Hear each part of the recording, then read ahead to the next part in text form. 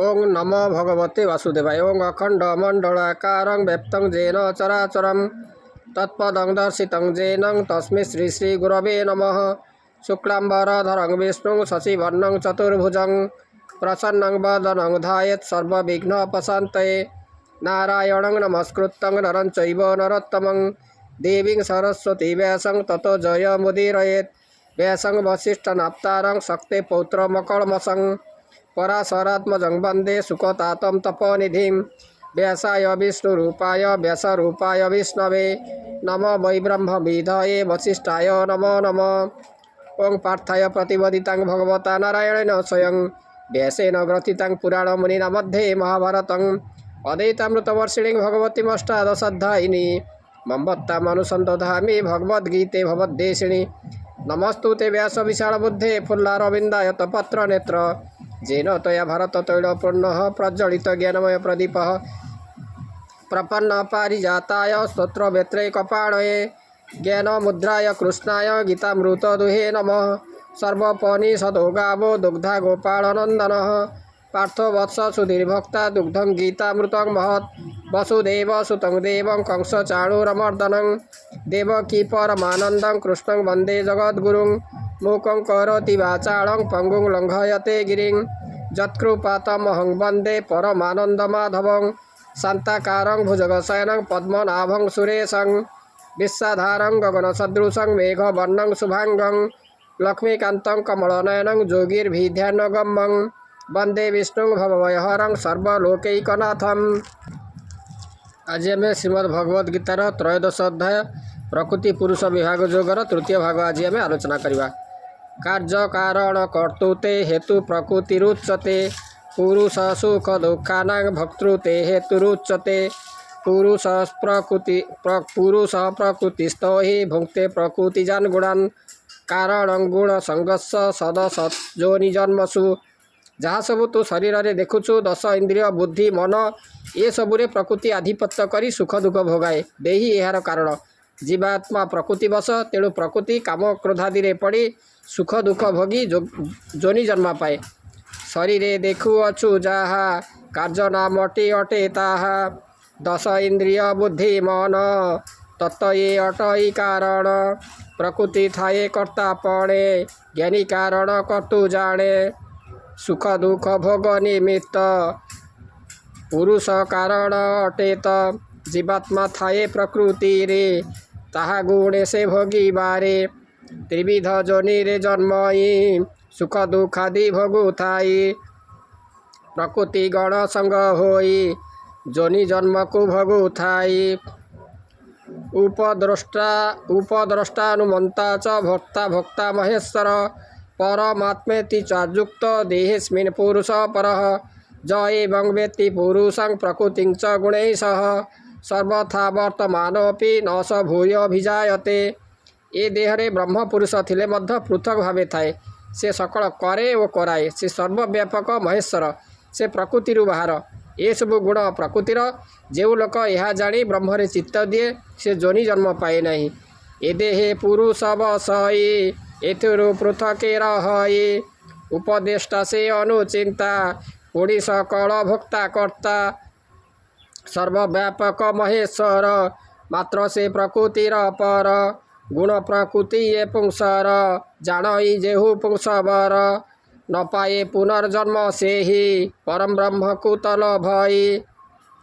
ध्यानेनात्मनि पश्यन्ति केचिदात्मानमात्मना अन्ये सांख्येन योगेन कर्मयोगेन च परे अन्ये तेव जानन्तः श्रुतान्येभ उपासते तेपि चारितरन्त्येव मृत्युं स्मृतिपरायणाः।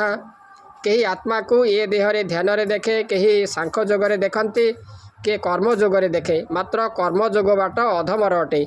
जो माने ये सब किछि न जाने अन्यान्य लोकंक ठारू शुणी भक्ति रे तन्मय होई मते भक्ति करती से माने संसार बंधन मुक्ति पाती।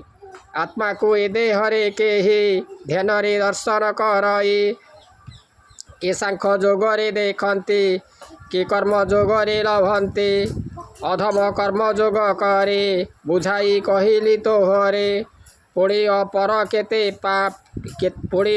केते प्राणी ये सर्व भाव को न जाने ଅନ୍ୟାନ୍ୟ ଲୋକଠାରୁ ଶୁଣି ଉପାସନା କରନ୍ତି ପୁଣି ଶୁଣିବା କଥା ଅନୁସାରେ ଶ୍ରଦ୍ଧା ଭକ୍ତିରେ ପୂଜା କରେ ଏମାନେ ମଧ୍ୟ ଏ ସଂସାର ସାଗର ହୁଅନ୍ତି ତ ପାର ଯାବତ୍ ସଞ୍ଜାୟତେ କିଞ୍ଚିତ୍ ସତଂ ସ୍ଥାବର ଜଙ୍ଗମଂ କ୍ଷେତ୍ର କ୍ଷେତ୍ରଗ ସଂଯୋଗାତ୍ ତଦ୍ବୁଦ୍ଧି ଭରତର୍ଷଭ ସମଂ ସର୍ବେଷୁ ଭୂତେଷୁ ତିଷ୍ଠନ୍ତଂ ପରମେଶ୍ୱରଂ ବିନଶସ୍ତ ବିନଶନ୍ତଂ ଜପସ୍ୟତି ସପସ୍ୟତି ସମଂ ପଶ୍ୟନ୍ हि ସର୍ବତ୍ର ସମବସ୍ଥିତମୈଶ୍ୱରଂ न हि ନସ୍ତାତ୍ମନାତ୍ମାନଂ ତतो ଜାତି ପରାଙ୍ଗତିଂ କ୍ଷେତ୍ର କ୍ଷେତ୍ରଜ୍ଞ ଯୋଗରେ ସ୍ଥାବର ଜଙ୍ଗମ ପ୍ରାଣୀ ସମୂହ ଯେ ସବୁ ଜନ୍ମ ହୁଏ ସେଥିରେ ଚିତ୍ତ ରଖ ପରମେଶ୍ୱର ଏ ଜଗତରେ ସବୁଠାରେ ସମାନ ଭାବରେ ବସେ ଜଗତର ବିନାଶ ହେଲେ ମଧ୍ୟ ତାହାର ବିନାଶ ହୁଏ ନାହିଁ ଏ କଥା ଯେ ଜାଣେ ସବୁ ଆତ୍ମାରେ ବ୍ରହ୍ମ ଏହା ଜାଣି ହିଂସା ପରିତ୍ୟାଗ କରେ ଶେଷରେ ମୁକ୍ତି ପାଏ କ୍ଷେତ୍ର କ୍ଷେତ୍ରଜ୍ଞ ସଂଯୋଗରେ ସ୍ଥାବର ଜଙ୍ଗମ ଆଦିରେ ଯେ କିଛି ପଦାର୍ଥେ ଜନ୍ମନ୍ତି ଭରତର୍ଷଭ ରଖମତି ପରମେଶ୍ୱର ଏ ଜଗତେ ସମେବ ସଇ ସର୍ବଭୂତେ ହୋଇଲେ ଜଗତ ବିନାଶ ତାହାର ନୁହଁ ବିନାଶ ଏହି ସବୁକୁ ଯେହୁ ଜାଣେ ପ୍ରକୃତ ଜ୍ଞାନୀ ସେହି ମାନେ ପ୍ରକୃତୈବ ତୁ କର୍ମାଣି କ୍ରିୟମାଣାନି ସର୍ବଶଃ ଯପସ୍ୟତି ତଥାତ୍ମାନ ମକର୍ତ୍ତାରଂ ସପଶ୍ୟତି ଯଦା ଭୂତ ପୃଥକ୍ ଭାବ ନେକସ୍ତମନୁପଶ୍ୟତ ଅତଏବ च ବିସ୍ତାରଂ ବ୍ରହ୍ମ ସମ୍ପଦ୍ୟତେ ତଦା ଆତ୍ମା କିଛି କରେ ନାହିଁ ପ୍ରକୃତି ସବୁ କରୁଛି ଏ ଭାବ ଯାହାର ଜନ୍ମେ ସେ ମୁକ୍ତି ପାଏ ସ୍ଥାବର ଜଙ୍ଗମ ଆଦି ପ୍ରାଣୀ ସ୍ୱରୂପରେ ଭିନ୍ନ ହେଲେ ମଧ୍ୟ ପ୍ରକୃତିଗତ ଅଟେ ଏମାନେ ଯାହା ପୂର୍ଣ୍ଣ କରନ୍ତି ସେ ସବୁ ଏକ ବୋଲି ଜ୍ଞାନୀ ଜାଣେ ଏ ଭାବନା ଯାହାର ଜନ୍ମେ ସେ ବ୍ରହ୍ମକୁ ପାଏ ସର୍ବ ଆତ୍ମା ଯେ ଏକ ଜାଣି ଆତ୍ମାକୁ ନ ହିଂସେ ସେ ପ୍ରାଣୀ ତେଣୁ ପରମ ଗତି ପାଇ ଅନ୍ତିମେ ମୁକ୍ତି ଲଭଇ ଆତ୍ମା ନ କରେ କିଛି କର୍ମ ଆତ୍ମା ନ କରେ କର୍ମ କିଛି ପ୍ରକୃତି ସର୍ବ କରୁଅଛି ଏ ଭାବ ମନେ ଜାତ ଯାର ପ୍ରକୃତ ଜ୍ଞାନୀ ସେହି ନର ସ୍ଥାବର ଜଙ୍ଗମାଦି ପ୍ରାଣୀ ସ୍ୱରୂପରେ ଭେଦ ପୁଣି ପ୍ରକୃତିଗତ ଏକ ଜାଣ ଈଶ୍ୱର ମାୟାର ବିଧାନ ଏ ଯେତେ ପୂର୍ଣ୍ଣ କରୁଥାନ୍ତି ଜ୍ଞାନୀତା ଏକ ଯେ ମଳନ୍ତି ଅନାଦିତା ନିର୍ଗୁଣତା ପରମାତ୍ମା ଅମବ୍ୟୟ ଶରୀରಸ್ಥୋପି କୌନ୍ତେୟ ନ କରୋତି ନ ଲିପ୍ୟତେ ଯଥା ସର୍ବଗତଂ ସୂକ୍ଷ୍ମା ଦାକାଂଶ ନୋପଲିପ୍ୟତେ ସର୍ବତ୍ରାବସ୍ଥିତ ଦେହେ ତଥାତ୍ମାନୋପଲିପ୍ୟତେ ଏ ଦେହରେ ଯେ ଆତ୍ମା ଥାଏ ସେହି ଆତ୍ମା ନିର୍ଗୁଣ ଏ ଆତ୍ମା ସମସ୍ତ ଦେହରେ ବିରାଜମାନ କଲେ ମଧ୍ୟ ଦେହ କ୍ଷୀଣରେ ଆତ୍ମା କ୍ଷୟ ହୁଏ ନାହିଁ ଓ ଆତ୍ମା କାହିଁରେ ଲିପ୍ତ ହୁଏ ନାହିଁ ଯେପରି ଅନନ୍ତ ଆକାଶ ସବୁଠାରେ ସ୍ପଷ୍ଟ ଭାବରେ ପୂରିଛି କାହିଁଥିରେ ଲିପ୍ତ ନାହିଁ ସେହିପରି ପ୍ରତି ଦେହରେ ଆତ୍ମା ନିର୍ଲିପ୍ତ ଭାବରେ ରହେ ଏ କାରଣ ଏ ପ୍ରକୃତିରେ ଥାଇଣ ଜଗତେ ବିସ୍ତାରେ ଏ ଭାବ ଭବେ ହୋଇ ଯାର ବ୍ରହ୍ମତ୍ୱ ଲଭେ ସେହି ନର ଏହି ପରମ ଆତ୍ମା ଦେହେ ଅନାଦି ନିର୍ଗୁଣ ବୋଲାଏ ସମସ୍ତ ଦେହେ ବିଶ୍ରାମନ୍ତି ମାତ୍ର ଏ କ୍ଷୟ ନ ହୁଅନ୍ତି କିଛି ଯେ ନ କରନ୍ତି ଏହି କାହିଁରେ ଲିପ୍ତ ନ ହୁଅଇ ଯେପରି ଆକାଶ ଅନନ୍ତ ସୂକ୍ଷ୍ମେ ପୂରିଛି ସେ ସର୍ବତ୍ର ଯଥା ପ୍ରକାଶୟତେକ କୃଷ୍ଣଂ ଲୋକମିମଂ ରବିଃ କ୍ଷେତ୍ରଂ କ୍ଷେତ୍ରୀ ତଥା କୃଷ୍ଣଂ ପ୍ରକାଶୟତି ଭାରତ ହେ ଭରତବଂଶ ଅର୍ଜୁନ ସୂର୍ଯ୍ୟ ଉଦୟ ହୋଇ ସଂସାରରେ ସର୍ବତ୍ର ବ୍ୟପ୍ତ ହୁଏ ମାତ୍ର ସୂର୍ଯ୍ୟ କାହିଁରେ ଲିପ୍ତ ହୁଏ ନାହିଁ ସେହିପରି କ୍ଷେତ୍ରଜ୍ଞ ବା କ୍ଷତ୍ରୀ ଯେ ସେ କ୍ଷେତ୍ରରେ ଥାଇ ସୁଦ୍ଧା କୌଣସି କ୍ଷେତ୍ରରେ ଲିପ୍ତ ହୁଏ ନାହିଁ ଏ ଭରତ ବଂଶ ଅର୍ଜୁନ କହୁଛି ମନ ଦେଇ ଶୁଣ ଯାର କା ସଙ୍ଗେ ସଙ୍ଗ ନାହିଁ କାହିଁରେ ସେ ଲିପ୍ତ ନ ହୋଇ ସେହି ପ୍ରକାରେ ପ୍ରତି ଦେହେ ନିର୍ଲିପ୍ତ ଭାବେ ଆତ୍ମା ରହେ ଆହେ ଭରତ ଶୁଣ ତୁ ହି ସୂର୍ଯ୍ୟ ବିଶ୍ୱରେ ଉଦୟ ହୋଇ ସମସ୍ତ ଜଗତ ବ୍ୟାପନ୍ତି କାହିଁରେ ସେ ଲିପ୍ତ ନୁହନ୍ତି କାହାର ପାପ ପୂର୍ଣ୍ଣ ପାଇ ସୂର୍ଯ୍ୟ ଯେ ଭାଗି ନ ହୁଅଇ ଯେପରି କ୍ଷେତ୍ର ଆତ୍ମା ସେହି ଯେପରି କ୍ଷେତ୍ର ଆତ୍ମା ଯେହି କ୍ଷେତ୍ରଙ୍କୁ ପ୍ରକାଶନ୍ତି ସେହି କ୍ଷେତ୍ରରେ ଭଲ ମନ୍ଦ ପାଇ କ୍ଷେତ୍ରୀ ଯେ ଦାୟୀ ନ ହୁଅଇ କ୍ଷେତ୍ରଜ୍ଞରେବ ମନ୍ତରଂ ଜ୍ଞାନ ଚକ୍ଷୁଷା भूत प्रकृति मोक्षं च जे भी दुर्जान्ति ते परं क्षेत्र और क्षेत्रज्ञर भाव जे ज्ञान चक्षुरे देखी प्रभेद आदि विचार करे से भूत जड़ पदार्थ यही जड़ प्रकृति ठारू ए भाव जानी प्रकृति ठारू दूर रे रहिले परम पद लाभ करे।